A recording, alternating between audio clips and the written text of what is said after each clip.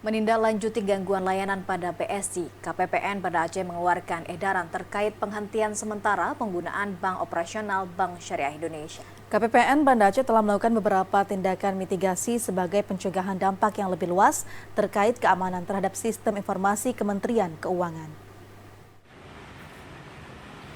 Kantor Pelayanan Perbendaharaan Negara atau KPPN Banda Aceh telah mengeluarkan edaran terkait penghentian sementara penggunaan Bank Operasional Bank Syariah Indonesia.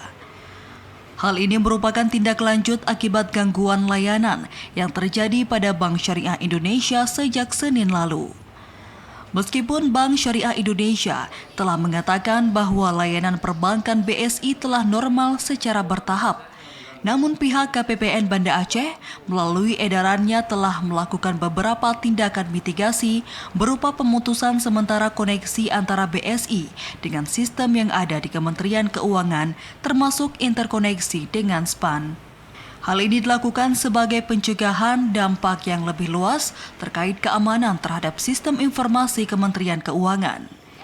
KPPN Banda Aceh dalam edarannya juga menyatakan guna memitigasi resiko terjadinya tindakan penyimpangan atau kesalahan pembayaran, Direktorat Sistem Informasi dan Teknologi Perbendaraan Ditjen Perbendaraan telah menonaktifkan sementara Pay Group Bank Operasional BSI pada aplikasi SPAN sampai sistem BSI pulih sepenuhnya.